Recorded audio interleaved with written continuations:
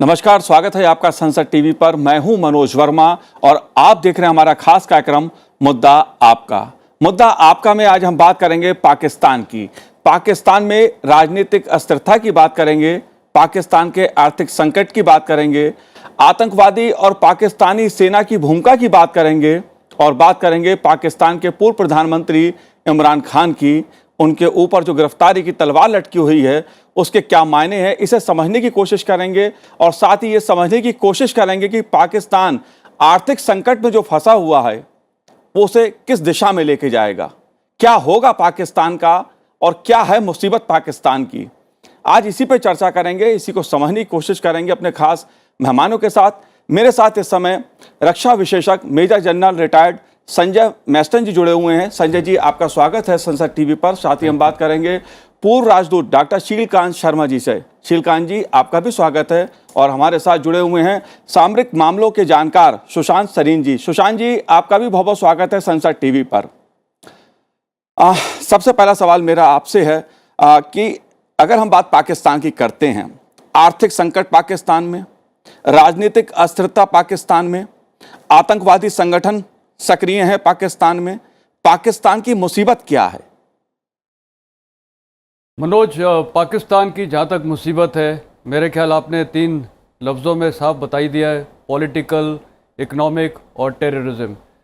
पाकिस्तान की मुसीबत ये है कि पाकिस्तान, जहाँ तक मेरा विचार है, पाकिस्तान तो एक स्टेट कहलाने योग्य नहीं है, क्योंकि वो किस बेसिस पे ये स्टेट कायम हुआ था, वो था धर्म की राजनीति जी। और जो नेशनलिस्टिक मुस्लिम्स थे उस समय में, वो सब हिंदुस्तान के साथ होना चाहते थे, लेकिन ब्रिटिश ने अपना एम्पायर को रखने के लिए उन्होंने ये फ़ायदा उठाया मुस्लिम लीग पार्टी को, और ये सब करके मुस्लिम का नाम लेके और उस बेसिस पे ये देश क्रिएट हुआ था। तो जो देश की एक स्थापना हुई है धर्म के ऊपर, और उसके बाद वहाँ पर फौज ने पूरा उसके ऊपर कब्जा करके रखा हुआ है वो देश में, और एपिसेंटर ऑफ ग्लोबल टेररिज्म है पाकिस्तान।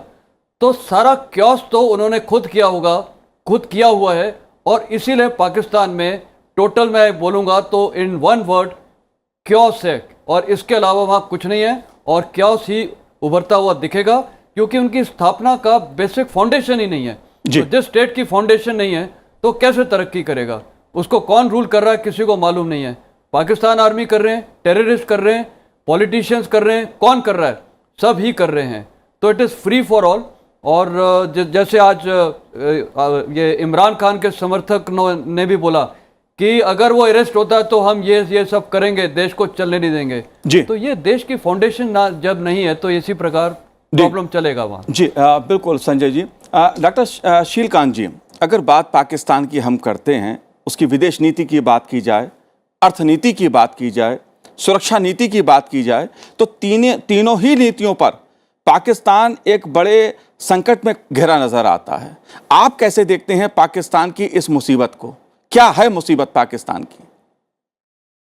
देखिए, मुसीबत की बात तो जो क्राइसिस है वहाँ पे जी, वो गहरी है, बहुत गहरी क्राइसिस है, क्योंकि उनका जो अर्थव्यवस्था है वो, उसके सारे जो प्रतिमान हैं वो बिल्कुल धड़ल्ले से नीचे जा रहे हैं। चाहे आप उनकी इन्फ्लेशन की टारगेट लीजिए, या उनकी करेंसी लीजिए, या उनका जीडीपी लीजिए, एम्प्लॉयमेंट, सारी चीज़ें बुरी हालत में हैं, बहुत खस्ता हालत है। जो राजनीति है उसके हाल ये है कि जिस प्रधानमंत्री को उन्होंने अप्रैल में हटाया था, वो देखिए हज़ारों के रैली कर रहा है। उसकी जो 8 अगस्त को जो लाहौर में रैली हुई थी, उसकी तस्वीर जो डॉन अखबार है उसी में छपी है, न्यूयॉर्क टाइम्स में छपी है। हज़ारों लोग हैं, तो उसके पीछे मजमा इकट्ठा हो रहा है। तो पाकिस्तान में एक दूसरी प्रॉब्लम यह है कि वहाँ के लोग जो हैं बेबाक हैं, जो एक छोटी कंट्री नहीं है, मतलब 20 करोड़ आबादी से ऊपर है, लोग बेबाक हैं। तो वो जो गड़बड़ होती है तो बोलने में भी हिचकते नहीं हैं। तो अब आप देखिए इमरान खान के साथ जो सपोर्ट जुड़ रहा है वो भी इस तरह का है, और उसको जिस बिना पे अरेस्ट करने की बात कर रहे हैं, उसको बुक कर रहे हैं कि आपने जो भाषण दिया साहब वो खिलाफ है, और उसने पुलिस को और जुडिशरी को इनको धमकाया। ये तो अपोजिशन का काम ही है कि कहना, उसमें आप क्या कर सकते हैं। तो जो चार्जेस उसके खिलाफ लगाए गए हैं वो फिसाइल हैं जी, और इसलिए हाई कोर्ट ने उनको जमानत दे दी है। जी। और फिर आप पाकिस्तान में देखिए खबर जो आ रही है, शाहबाज गिल उसको पकड़ के ले गए, 2 दिन उसकी मरम्मत की, और जब उसने शिकायत हुई तो कहते नहीं ऐसा कुछ नहीं हुआ। जी, फिर दूसरा, अभी आज खबर है कि जमील फारूकी को, वो भी एक पाकिस्तान का एंकर है, उसको पकड़ के ले गए और कह रहे हैं हमको नहीं मालूम, वहाँ कराची में कहते हैं हम, हमारे थाने में नहीं है वो, लेकिन वो गायब है बेचारा। तो ये जो न्यूज़ एंकर हैं उनको गायब कर देना और इन पे पिल जाना, ये पाकिस्तान की राजनीति है। बिल्कुल बिल्कुल। पाकिस्तान और में मैं तो एक हालत- बात और कहना जी, चाहता हूँ, जी, थोड़ा सा पीछे हटके। जी, एक और न्यूज़ पाकिस्तान कराची से आई है पिछले कल, वो नैयरा नूर के इंतकाल की है। नैयरा नूर पाकिस्तान की एक सिंगर थी जो हमारे यहाँ दिल को ही बहुत छूती थी। वो जी। उसके गाने का अंदाज बहुत कुछ लता दी के समान था, और वो फैज़ अहमद फैज़ को गाती थी। फैज़ अहमद फैज़ जिन्होंने 54 में जब उनको जेल किया गया तो जो गए गज़ल लिखी थी कि आज बाज़ार में पाबदौलत चलो, नैयरा नूर ने वो गज़ल गाई और बहुत पॉपुलर हुई वो गज़ल। तो कहाँ पाकिस्तान, जहाँ पे फैज़ भी थे और जहाँ पे ये इस तरह की सिंगर भी थी, जी, वो पाकिस्तान आज कहाँ चला जा रहा है? जी। ये बात है। सवाल तो लोग पूछ रहे हैं, पाकिस्तान में सोशल मीडिया पर अगर कोई सेना के बारे में टिप्पणी करता है उसकी गिरफ्तारी हो जाती है, सरकार के बारे में कोई कुछ लिखता है उसकी गिरफ्तारी हो जाती है। तो पाकिस्तान का हाल तो इस समय जो है वो सुशांत सरीन से भी मैं समझना चाहूँगा। सुशांत साहब, आप बहुत लंबे समय से पाकिस्तान को अंतर्राष्ट्रीय कूटनीति जो है और जो सुरक्षा के मामले उसे बहुत करीब से देखते हैं आप। पाकिस्तान की अगर राजनीति की मैं बात करूं, जो पाकिस्तान का प्रधानमंत्री होता है जब वो पूर्व होता है तो उसके ऊपर केस लाद दिए जाते हैं, देश छोड़ के चला जाता है या जेल में पहुंच जाता है या जेल जैसी स्थितियां बन जाती हैं। पाकिस्तान की जो मौजूदा राजनीति है जिसके कारण एक बड़ा संकट पाकिस्तान में खड़ा दिख रहा है, आप कैसे देख रहे हैं इस संकट को? कहां जा रहा है पाकिस्तान? यार पाकिस्तान तो मेरे ख्याल क्या वो पंजाबी में बोलते हैं वो ठट्टे कुएं में, मतलब कि टूटे हुए कुएं में जा रहा है, और तो कहाँ जा रहा है। लेकिन अम्बेसडर साहब की एक बात से मेरी इख्तलाफ है, राय है जी, मतलब कि फैज अहमद फैज हमारे पुराने लेफ्टिस्ट को बड़ा पसंद आता था कि बड़ी रेवोल्यूशनरी पोएट्री करता था। लेकिन फैज अहमद फैज का जो बैकग्राउंड है, जो 1948 में जो 1948 में नहीं 1954 में जो केस हुआ, उसमें तो वो मुलव्विस था ना, वो फौज के साथ मिल करके और या फौज के एक टुकड़ी के साथ मिल करके वो जो सियासत थी उसको पलटने की कोशिश की थी, उनके ऊपर ये चार्ज था। और वो किस लिए की थी कि कश्मीर में पाकिस्तानी जो हैं वो जिहाद नहीं लड़ रहे, यही था ना उसका कारण। बाकी जो पोएट्री लिखी थी, देखिए ये जो पाकिस्तान में जो हो रहा है, ये जैसे जनरल साहब ने कहा, ये उनके जब से इजाद हुआ है ये देश तब से ये है, और इसमें कोई भी, चाहे वो लेफ्टिस्ट थे चाहे वो जो मर्जी थे, ये पुराना इनका वतीरा रहा है, कोई नई बात नहीं है। आज भी जो हो रहा है कोई नई बात नहीं है। लोगों को उठाया जा रहा है, तो ये इमरान खान क्या कर रहा था जब सत्ता में था? ये सब कुछ नहीं कर रहा था। इमरान खान का जो एक प्यादा है शाहबाज गिल की, एम्बेसडर साहब ने बात की, उसकी भाषा कभी सुनी है आपने? कैसी गाली गलौज करता था, माँ बहन की गालियां दे देता था वो ओपनली लोगों को। उसकी क्या भाषा तो सुने ना आप। उसने क्या किया था, उसको किस लिए उठाया गया? वो फौज के अंदर बगावत करवाने की कोशिश कर रहा था, और पाकिस्तान के कानून के तहत वो एक जुर्म है, तो उसको उसकी लिए पकड़ा गया। जो दूसरा वाला एंकर जिसकी बात कर रहे हैं एम्बेसडर साहब, उसको भी इसीलिए पकड़ा गया कि उसने, और पाकिस्तान के संविधान में ये लिखा हुआ है कि आप फौज के ऊपर व्यंग नहीं कर सकते, आप जो अदलिया है उसके ऊपर व्यंग नहीं कर सकते आप।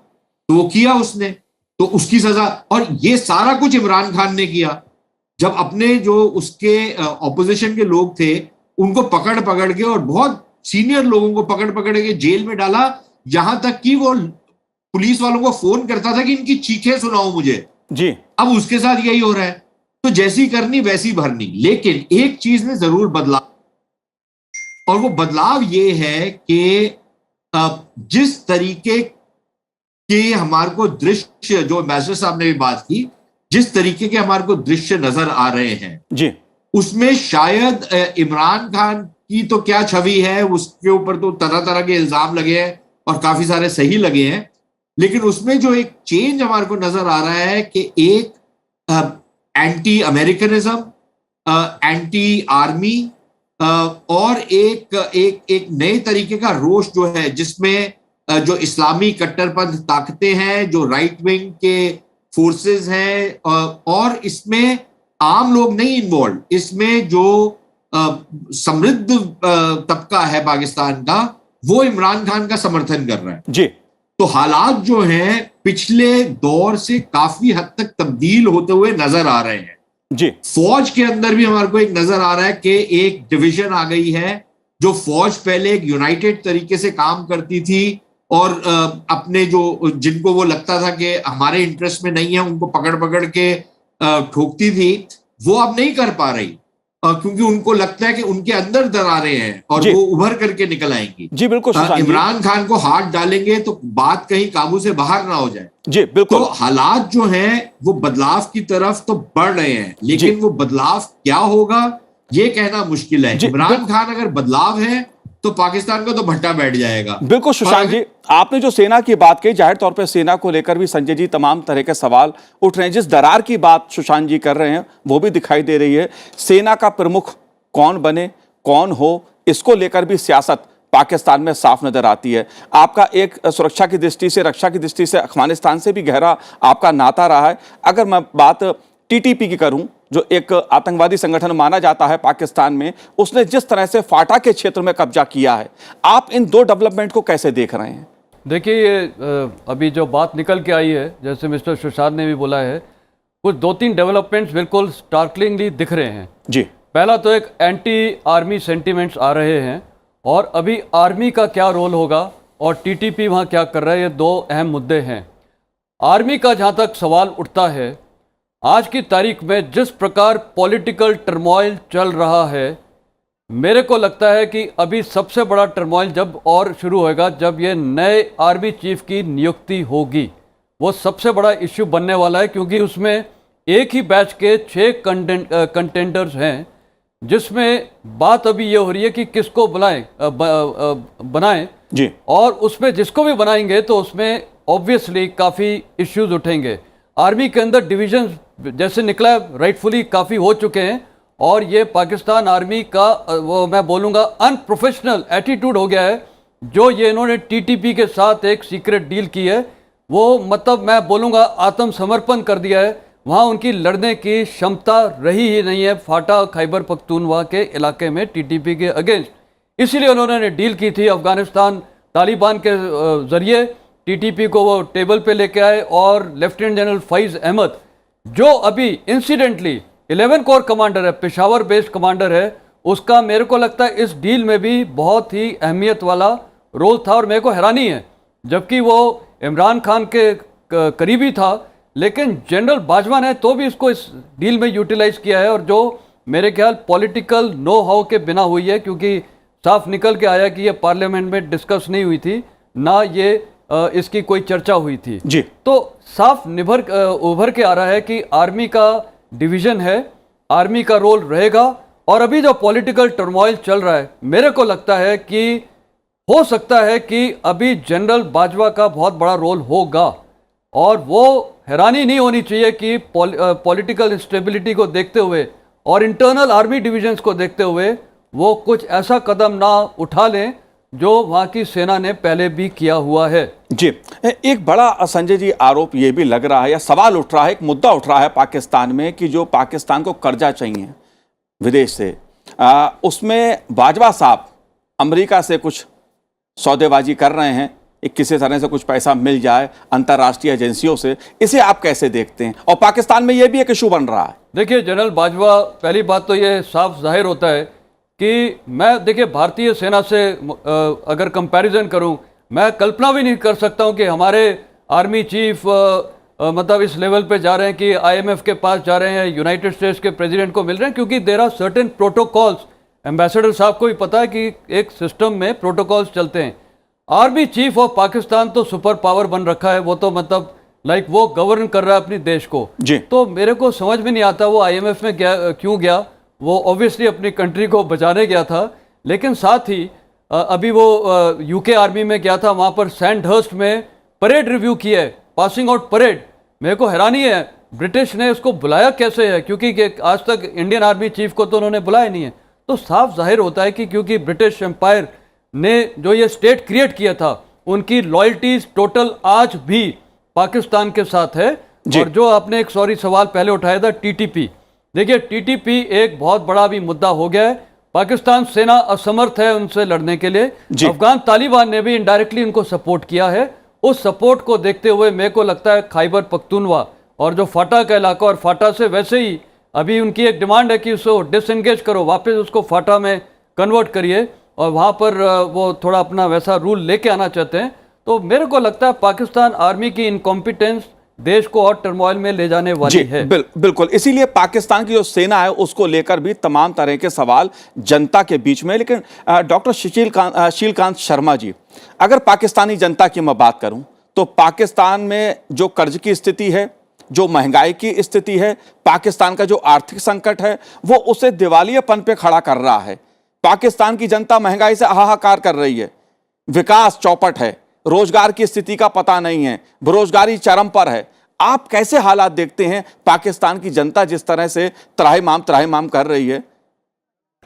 देखिए, मुझे लगता है कि जो जनरल साहब कह रहे हैं, और वो ये लगता है कि जो पाकिस्तान के जो हिमायती हैं, चाहे वो यूके हो, चाहे अमेरिका हो या चीन हो, इन सब ने भी कंक्लूजन्स ड्रॉ किए हैं। और पाकिस्तान की जो खस्ता हालत है उसको देखते हुए उनको लगता है कि उसमें स्टेबिलिटी लाने के लिए शायद फ़ौज की फिर ज़रूरत पड़ेगी। और पाकिस्तानी फ़ौज जो है वो हर 10-12 साल में फिर आ जाती है और फिर स्टेबिलिटी प्रोवाइड करती है और फिर कई साल रहती है और फिर एक नया मुखौटा लगा के एक डेमोक्रेटिक सेटअप लगा देते हैं। तो ये जो डेमोक्रेटिक सेटअप लगा हुआ है जो शहबाज शरीफ का, वो कुछ चल नहीं पा रहा उनसे, ऐसा लगता है। और जो उसके खिलाफ जो इमरान खान जैसे हैं, जिसके बारे में अभी सुशांत सिंह ने बहुत सही कहा, वो भी एक चैलेंज माउंट कर रहे हैं, तो वो चैलेंज काफ़ी बड़ा हो रहा है। तो ऐसे में अस्थिरता तो है, तो इस अस्थिरता से बचने का क्या तरीका है? आप देखिए, वो सैंडहर्स के अलावा अमेरिका को सेंट्रकॉम जो है, उनका सेंट्रल कमांड जो है, उसका चीफ भी पाकिस्तान में था, और वो इसके साथ मुलाकात हुई जनरल बाजवा के साथ। तो जनरल बाजवा सऊदी अरेबिया गया, यूएई गया, चीन के साथ मुलाकात है ही है। तो ये सब मिल के किसी तरह से इसका एक स्टेचर बढ़ाने की कोशिश है, ऐसा मुझे लगता है, कि ताकि जब वो अगर मान लो अस्थिरता से बचने के लिए फिर से वो आ जाए तो वो एक नॉन एंटिटी होगा। जी, ये पॉसिबिलिटी मुझे लगती, पर कहना मुश्किल है, क्योंकि पाकिस्तान के पुराने जो अनुभव हैं, जब भी फ़ौज आई है तो फिर इंटरनेशनली उसकी दिक्कत हुई है। तो अभी तक फ़ौज ने ये सोचा था कि एक सामने एक मुखौटा लगा लो और उसके पीछे से काम करते रहो, तो ये मुखौटा चलता रहा जी। लेकिन लगता है ये मुखौटे से स्थिरता नहीं आ रही है, तो हो सकता है वो खुद आगे आ जाएं, ये संभावना पाकिस्तान में लगती है। और वो जो जनरल साहब ने कहा कि जो मिलिट्री कमांडर्स हैं नवंबर में, उनमें से किसको चुना जाएगा, ये बात भी है।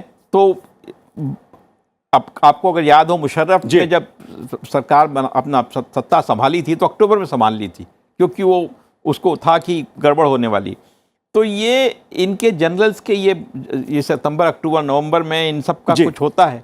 तो ये एक स्थिति है पाकिस्तान की हिस्टोरिकली। चलिए, पाकिस्तान में सेना का चीफ कौन बनेगा ये तो पाकिस्तान जाने, लेकिन पाकिस्तान की आवाम की जो हालत है, जो जनता की हालत है, जो महंगाई की मार है, सुशांत सरीर साहब, डीजल 245 रुपए प्रति लीटर, पेट्रोल 277 रुपए प्रति लीटर, चीनी, चावल, गेहूं, दालें, सबके दाम आसमान पर। खैर, एक विषय ये महंगाई का है जिस पर हमने चर्चा की, लेकिन मैं आपसे दो बात समझना चाहता हूं सुशांत सरीन साहब।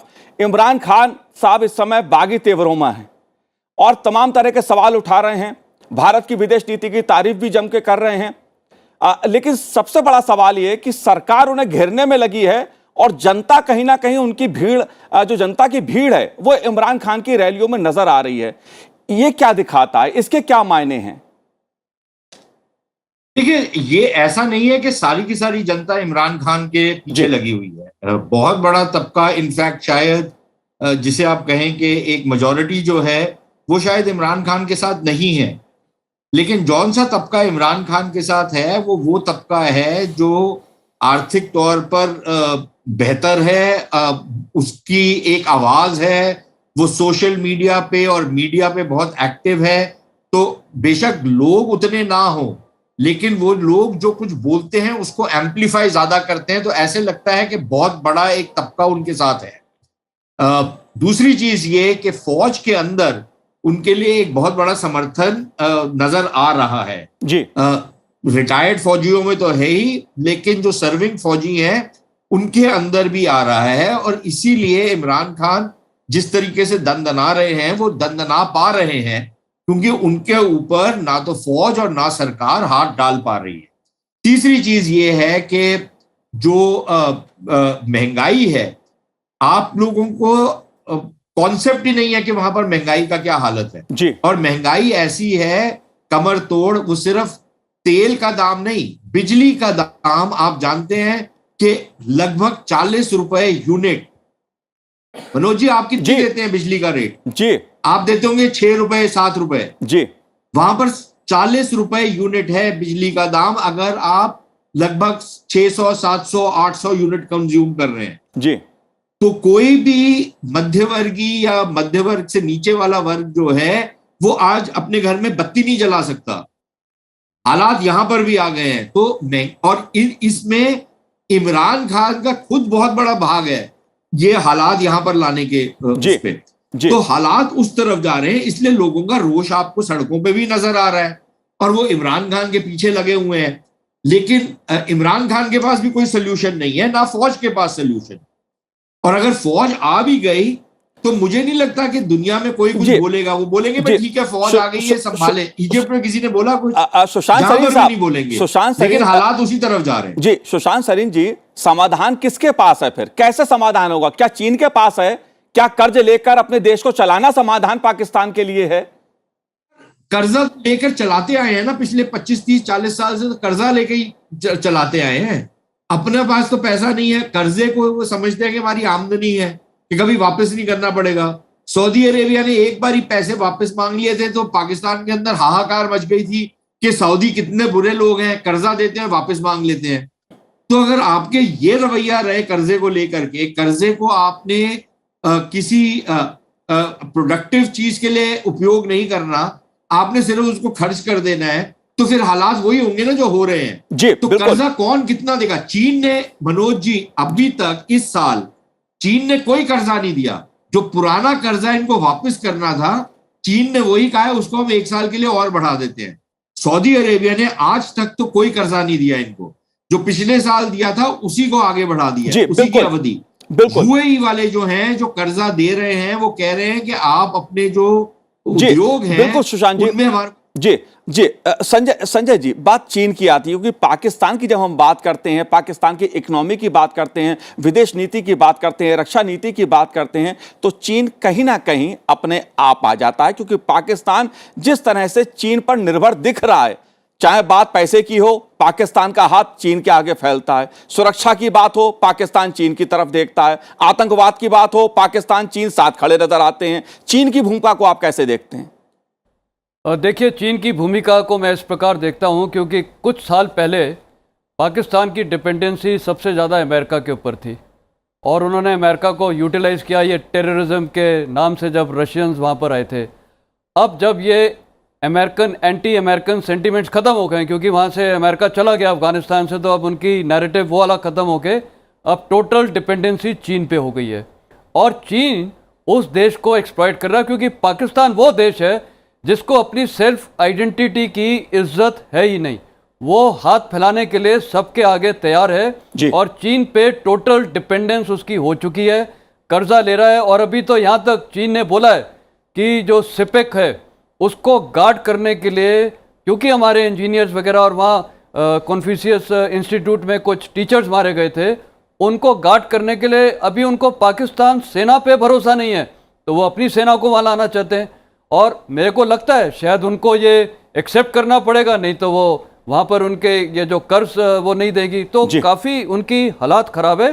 तो चीन का अभी डोमिनेंट रोल हो गया और चीन का इंटरेस्ट है। एक तो देखिए ग्वादर पोर्ट तक उनको एंट्री मिल रही है, तो पूरा बे ऑफ बंगाल अरेबियन सी की तरफ डोमिनेशन हो रहा है। दूसरा, क्योंकि अफगानिस्तान में भी उनके इंटरेस्ट हैं, और ईरान के ज़रिए जो उनकी वो one road one belt policy है उसमें भी उनका इंटरेस्ट है। तो वाया पाकिस्तान वो रोड नेटवर्किंग और पूरी रेल नेटवर्किंग का प्लान है अफगानिस्तान को लिंक करने के लिए जी। वहाँ पर इनके आइनक कॉपर माइंस हैं, आमू दरिया बेसिन है, तो इस सब में उनका इंटरेस्ट है। और खासकर जो वखान कॉरिडोर है वहाँ से उनकी कनेक्टिविटी करने का इरादा है। तो मेरे को लगता है Pakistan will be used as a satellite state of China in the near future. जी। चीन की और ये कह सकते हैं कि जिस तरह श्रीलंका में हमने एक आर्थिक संकट चीन के कारण उभरता हुआ देखा, वो अगर पाकिस्तान में नजर आए तो चौंकने वाली बात नहीं है, क्योंकि पाकिस्तान एक बहुत बड़े इस समय संकट पे खड़ा है। वो है आर्थिक संकट, महंगाई का संकट और रक्षा का संकट, आतंकवाद का संकट। पाकिस्तान कई संकटों से घिरा हुआ है। इसलिए पाकिस्तान क्या मुसीबत है, इस पे हमने चर्चा की, इसे समझने की कोशिश की। आप तीनों का बहुत बहुत धन्यवाद संसद टीवी से बात करने के लिए, इस चर्चा में भाग लेने के लिए। तो आज हमारे इस कार्यक्रम में इतना ही। मुझे दीजिए आज्ञा। नमस्कार।